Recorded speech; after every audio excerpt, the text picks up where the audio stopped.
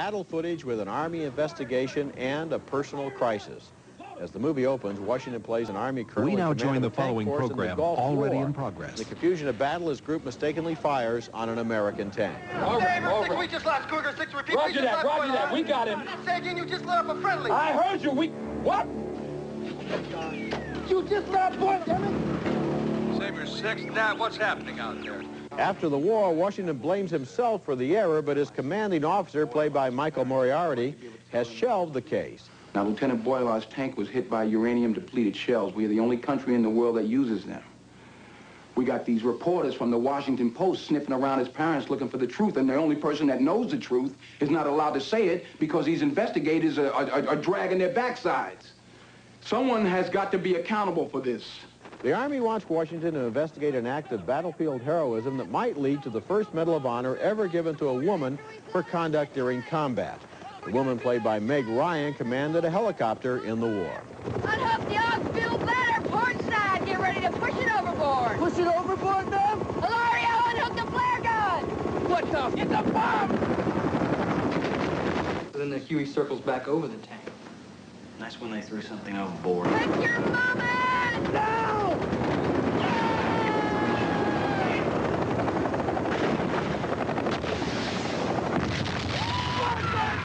Meanwhile, the survivors of Meg Ryan's crew tell wildly different stories about what really happened. And one of them, played by Lou Diamond Phillips, makes a shocking claim. Don't get in my crosshairs. Do you understand me? She was afraid, Colonel. What's interesting here is the way the different versions of the past are intercut with the very confused present life of the Denzel Washington character, who is guilt-ridden, confused, and drinking too much. He's under a lot of pressure because the White House desperately wants to award this Medal of Honor to a woman. And the way the two stories come together is original and dramatic. Courage Under Fire is a fine film. Oh, I think it's a really fine film, and let me credit the screenwriter because it's a very complex story. Patrick Shane Duncan. He also wrote, I couldn't believe it, Mr. Holland's Opus. Now, these are two wildly different stories, and he does them both beautifully. Edward Zwick is the director. He directed Denzel Washington to an Oscar in Glory. Yeah. He's going to get a nomination for this. Washington is one of our most charismatic actors, and we are interested in him. Most directors, I think, would have cut out that backstory of the personal crisis that he had and said, let's just tell the Meg Ryan story. That's what I liked about the movie. I love it, the complexity. Just, they don't dumb it down into what really happened there on the battlefield. Exactly. But the question is, the question of what happened is inextricably involved with the question of how he can regard himself as a military officer. And here's where the title cuts two ways, Courage Under Fire. The courage that is on the battlefield is one thing. It's instantaneous. You can make an instantaneous mistake. The film is very smart about that. But the courage under fire of pressure to get to the truth and your own truth. And his whole career and his personal life are all at risk here, and he still stands up. Okay, next movie. And our next film is a real discovery because of the fine quality of its writing and its presentation of some bright new faces. It's called Walking and Talking, and it's about the friendship between two close young women friends who are turning 30, and when only one of them becomes engaged, well, that puts a lot of strain on their relationship. Here's the scene where Amelia, played by Catherine Keener, learns that her lifelong pal, Laura, Ann Heche, is engaged. Wow. You're engaged? Wow, that's unbelievable. That's great news. At some level, Amelia is actually delighted that her girlfriend and her fiancé, played by Todd Field, do have some disagreements. I'm touched. Listen, Frank, did you call the guys that you said you were going to invite? No. Why not? What do you mean, why not? I mean, why not? Why didn't you do it? Because I did, and I'll do it. Shut up about I'm it. not going to shut up about it. Look at all... You guys fight? Cool. Shut up. Shut up. Now, with the wedding approaching, Amelia feels pressure to have a relationship. Still, to her, a goofy clerk at her local video store doesn't seem like Prince Charming. He's a terrific character, played very well by Kevin Corrigan, who had bit parts in Goodfellas and True Romance and is an actor to watch. You're a writer, right? Yeah. How's it going for you? Badly. Starting to think I should learn how to operate a forklift or something. Walking and Talking was written and directed by Nicole Holofcener, and her sensibility makes this picture stand out with its emphasis on pointed silences and glances between the characters. Nicole Holofcener is a filmmaking name to take note of, and Walking and Talking is a good film that I hope doesn't get lost amid the crush of special effects extravaganzas this summer. Boy, I agree with you, Gene, and I especially agree about the acting. Now, you take Catherine Keener, right, who's the brunette. Yeah, Amelia. She has a scene very early in the film that made me notice her because she's meeting her friend at a restaurant where the friend is flirting with the waiter. Right. And she's talking, and she looks up as the coffee comes and then looks back again. And that little second alerted me to something. It was so realistic. I realized this is an actress whose acting is almost transparent. It's completely unself-conscious. I always felt as if I was looking at a real person on the screen.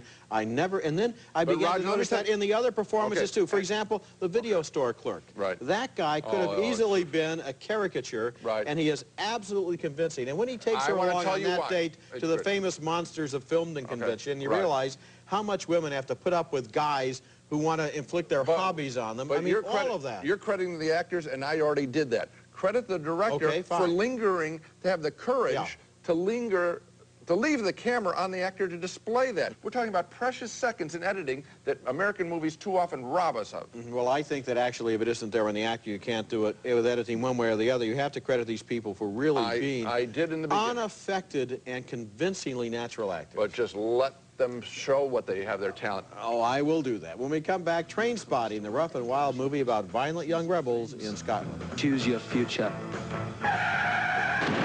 Choose life.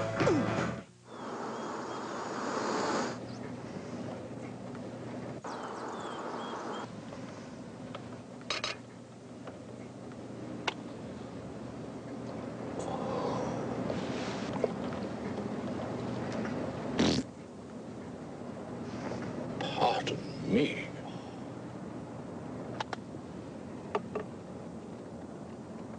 Grey Poupon, available in a squeeze bottle.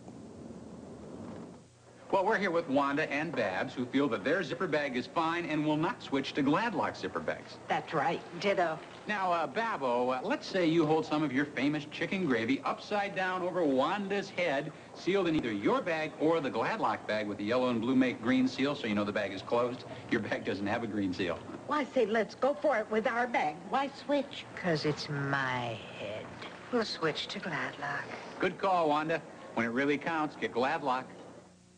I know they want to do well when I'm on vacation, but I hope they don't give it away.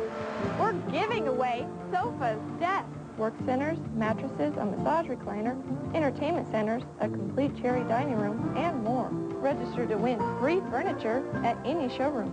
Since the boss left town, the prices went down. This Claybrook sectional with multi-pillow back is $529. Right now, this Styline sectional is reduced to $669. We do sell sectionals at American Furniture Warehouse. On July 20th, join Channel 7 for an incredible evening of competition. Drum and bugle corps from around the country will be in Denver, giving it their all at the 25th Annual Drums Along the Rockies. This event returns to Mile High Stadium with the Blue Knights hosting world champions like the Cadets of Bergen County, Madison Scouts, Blue Devils, Santa Clara Vanguard, Troopers, Colts, and Velvet Knights. It's an incredible show, so get tickets at Ticketmaster or call 424-6396. For this you will need one room which you will not leave, soothing music, tomato soup, 10 tins of, mushroom soup, 8 tins of, for consumption cold, ice cream, vanilla, 1 large tub of, magnesia, milk of, 1 bottle. An Edinburgh drug addict lists all the supplies he'll need in order to get off heroin, he hopes. His name is Renton, and he's had plenty of experience at this. He's played by Ewan McGregor, and Renton is the hero of Trainspotting, a gritty new movie based on a hard-boiled, best-selling novel by Irvin Welsh. The movie follows the story of Renton and several of his friends, most of them drug addicts, as they lead lives of chaos, sickness, desperation, and a certain amount of defiant amusement. Renton describes his friends, including Sick Boy, played by Johnny Lee Miller. He came off junk at the same time as me, not because he wanted to, you understand, but just to annoy me, just to show me how easily he could do it, thereby downgrading my own struggle. A somewhat healthier friend is Tommy, played by Kevin McKidd, who, during this brief period when his buddies are clean and relatively sober, tries to introduce them to the great outdoors. It's fresh air. Look, Tommy, we know you're getting a hard time off Lizzie, but there's really no need to take it out on us. Doesn't it make you proud to be Scottish? Hey, being Scottish. But the lowest of the low. The scum of the earth. The most wretched, miserable, servile, pathetic trash that was ever shot into civilization. Some people hate the English, I don't. They're just wankers. We, on the other hand, are colonized by wankers. When he's not on heroin, Rinton is a relatively cheerful and optimistic type who tries to charm a girl he meets at a nightclub. What's your name? Diane. Where are you going, Diane? I'm going home. Well, what's that? It's where I live. Great. What? Well, I'll come back with you if you like, but, like, I'm not promising anything, you know? The movie's underlying appeal is its humor and the way the characters find a way to laugh even in the face of despair. Sometimes, though, the laughter fades and the horror of the drug life takes over. There's a particularly scatological scene early in the film that will amuse some audiences as Rinton loses drugs in a toilet and dives right in after them, but by the end of the film, Trainspotting is revealed as essentially an anti-drug object lesson built around some engaging performances. Not a great movie, but a good movie. I thought so at that level, just a good movie. I know there's a lot of acclaim. It came out of the Cannes Film Festival with a lot of people talking about it. And I enjoyed it.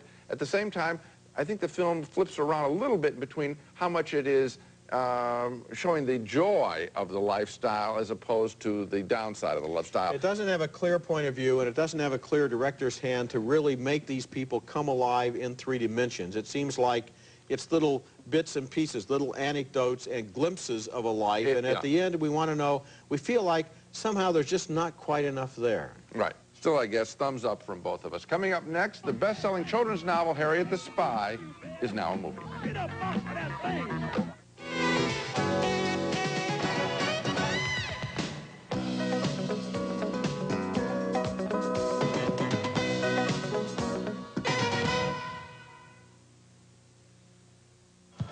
Why do you come to Mile High Flea Market? They have a lot of things out here that we can't find in the stores at a better price. It's a great way to have fun with our kids. Come on, dolls. You want to go on those? Instead of going to yard sales and stuff, you get everybody all in one place. For the smoking deals on tools. You name it, you'll find it right here. Whether it's great bargains, fabulous food, or a day of fun, you'll find something for everyone at Colorado's largest flea market, Mile High Flea Market. Open weekends and Wednesdays year-round at I-76 and 88th Avenue. So you guys have to feed the cows first thing in the morning? Yeah, most of the time. They get their breakfast, right? Yeah. Yeah. Do you always get your breakfast in the morning? Not always. Would you ever have breakfast for lunch or for dinner, maybe? That sounds good. Fine. What about pancakes for dinner? Like IHOP's gourmet pancake breakfast for $2.99. You get harvest green and nut or banana nut or country griddle cakes with eggs, bacon, and hash browns for just $2.99. Breakfast is a pretty important meal, don't you think? As my mom says it, breakfast feeds the brain. It might be smart to have it for lunch or dinner. Yeah. Get all A's. Carpet Exchange has more colors, more choices, more selection. Now save on wear-dated carpet. Beautiful today, beautiful tomorrow. Carpet Exchange. More carpet for your money. 7 Doppler Max sees farther than Super Doppler, has 500 times more power than Double Doppler. Lightning fast, pinpoint accurate, down to the street where you live. No other station has it. 7 Doppler Max, only on 7 News. Everything I can, and I write down everything I see. Goldie says, if I want to be a writer, then I'd better start now. Which is why I am a spy. That's Michelle Trachtenberg as Harriet, a precocious 11-year-old girl who fancies herself a journalist in training by spying on friends and neighbors and keeping a detailed diary of her thoughts and observations. The character of Harriet the Spy comes from a novel by Louise Fitzhugh that's been a bestseller for 32 years. The movie has been put together in a most confused fashion so that the seriousness of its themes is, I think, muddled. Blame it on the director. Here's our introduction to Harriet as she observes the goings-on at a neighborhood Chinese grocery. And tattoos. Girl on a leash. Man, if my parents ever tried putting me in one of those things, I'd trade them in. And here's her nanny called Golly, played by Rosie O'Donnell, who may make a good talk show host, but her acting seems like nothing more than speechifying with heavy messages. That downstairs is, well, your dad has a high-pressure job. What's a high-pressure job? It's when you don't get to do what you want, and when you do, you don't have time to do it. The centerpiece of the story is when Harriet's private journal, detailing her candid and often unflattering assessments of her classmates, is discovered by a snooty girl.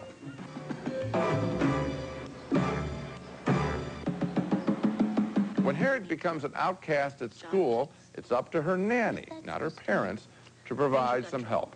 You wrote down the truth in your notebook, and your friends who weren't supposed to see it did. Now there are only 2 things for you to do, and you're not going to like either one of them. Like what? Well, you have to apologize, and you have to lie. Oh, how I wish the storyline of Harriet the Spy were as simple as what I've just told you. Unfortunately, the story of the movie is repeatedly interrupted with a number of poorly constructed and awkward scenes involving goofy adult neighbors and Harriet's uptight parents. A better directing job would have clarified or maybe discarded one of these characters, and we would have ended up caring a lot more about Harriet and the important life lessons that she learned. It's a disappointment for me. I agree with you. The story is very meandering. It's all over the map, and, you know... There isn't an adult character in here that's credible at all. No, well, not the parents, or even the interior space of the parents' house, which doesn't look like it's big enough to have a nanny in it, frankly. It looks like it's got about 1 bedroom. But apart from that, I mean, that's just silly. The movie doesn't have the kind of imagination and originality that we expect after seeing movies like The Secret Garden and The Little Princess.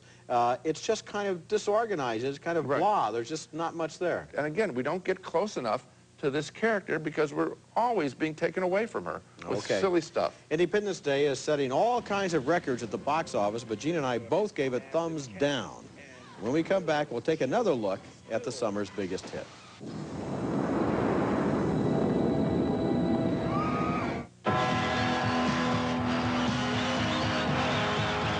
HBO, Bronx, The Kingdom, Eric Clapton, The Who highlights Quadrophenia, Bob Dylan, Alanis Morissette, the MasterCard Masters of Music concert for the Prince's Trust, coming soon.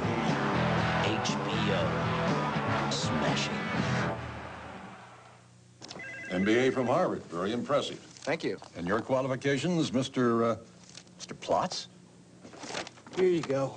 Very impressive. My resume? No, your breath. Want the ultimate fresh breath? Try Breath Savers with its refreshingly cool minty core. As I always say, Klutz, MBAs are a dime a dozen, but a man with good breath, now that's hard to find. Breath Savers with the core of confidence. If you watch our program regularly, you know how Gene and I feel about the weekly announcements of the so-called box office winners. We think it's a mistake to treat the movies as if they were some kind of sport with the top grossing picture as the week's champion. But the lists march on, and this week we all heard about how Independence Day beat the opening week record set 3 years ago by Jurassic Park by grossing more than $100 million in just 6 days. What made it so special? Independence Day was essentially a retread of The War of the Worlds, an H.G. Wells science fiction story that was made into a famous radio broadcast by Orson Welles. In that story, as in this one, Earth is attacked by hostile aliens and fights back with a virus they're not familiar with. Where are they heading? They should be entering our atmosphere within the next 25 minutes. Flying saucers 15 miles wide hover over Earth's major cities, and the human race has to decide quickly how to defend itself. They're positioning themselves all over the world, using this one signal to synchronize their efforts. Approximately 6 hours, the signal's going to disappear and the countdown's going to be over. And then what? Checkmate.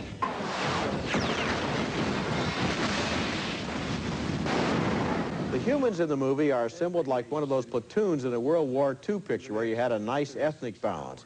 We have a WASP president, a Jewish communications ace, and his stereotypical father. Mr. President, Julius Levinson. A black fighter pilot. A drunken crop duster. And, of course, a slightly mad scientist. The last 24 hours have been really exciting. But it's the special effects that audiences have come to see. Time's up.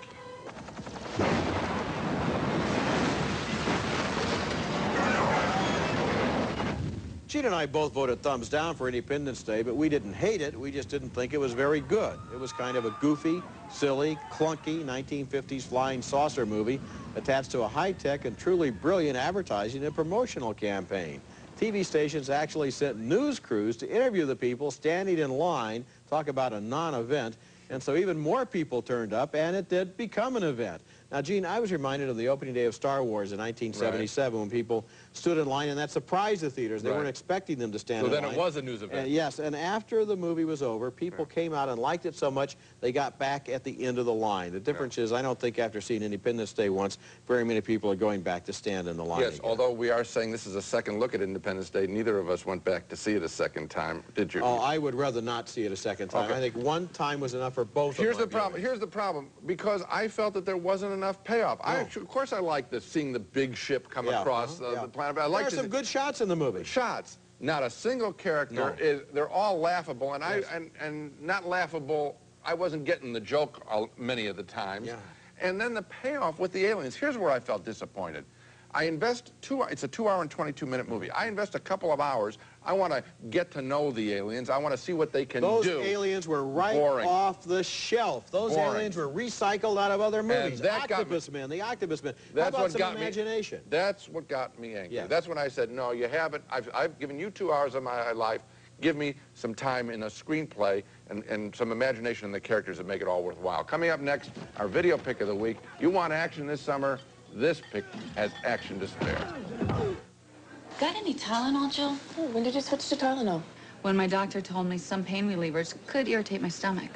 Really? Pain relievers? Yeah, my doctor said that aspirin and even ibuprofen can sometimes irritate your stomach. Oh, no kidding. Mm-hmm.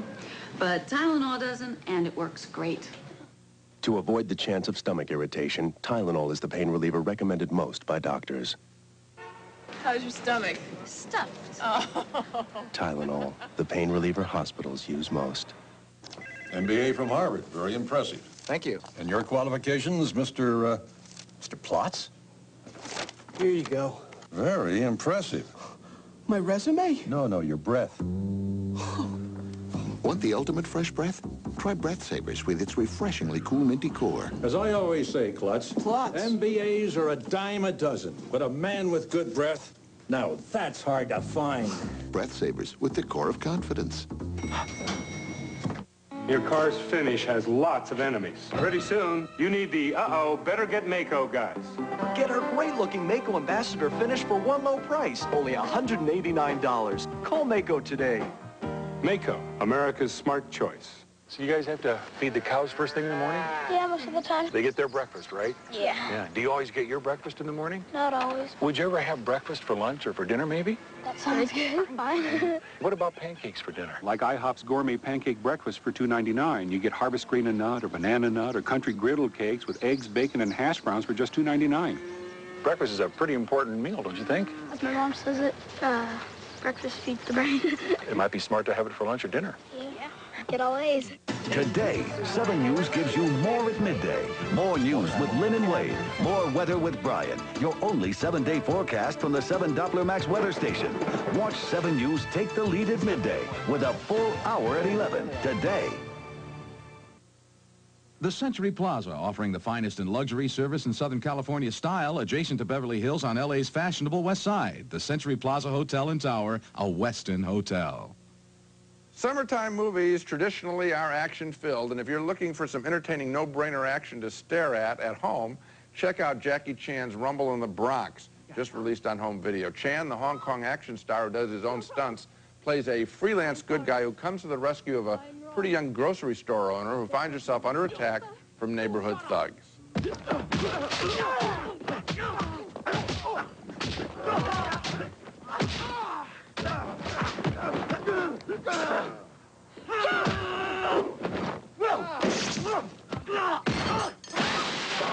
What I like about Jackie Chan is that he's so eager to please. Every minute he's on the screen, he's either smiling or kicking.